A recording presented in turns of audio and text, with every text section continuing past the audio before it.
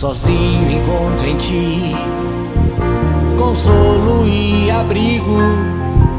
Entrego em tuas mãos minha vida e meu destino, pois só você tem cuidado em me guiar.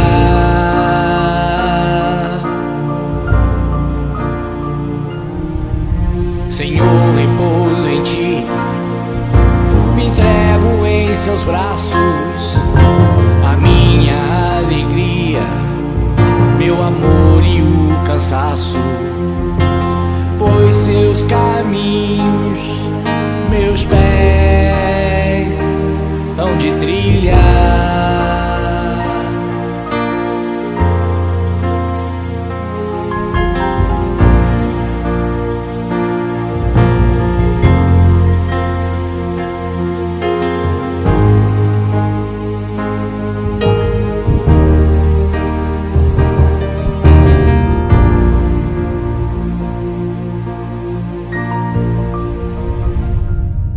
Senhor, és o pão vivo que alimenta minha alma, acende o meu peito e deixa em brasa.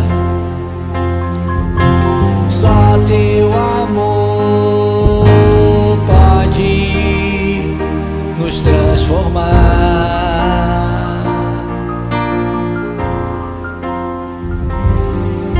Senhor, sois meu refúgio e a minha fortaleza, és o Deus vivo, eu tenho a certeza.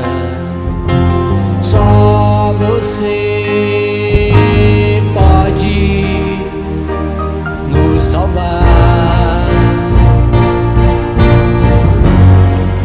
Tu és o Santíssimo Sacramento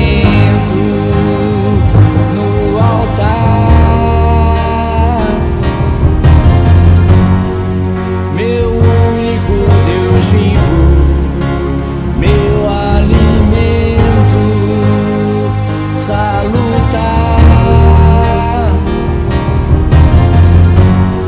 Senhor, tu deste a vida porque nos ama com tanto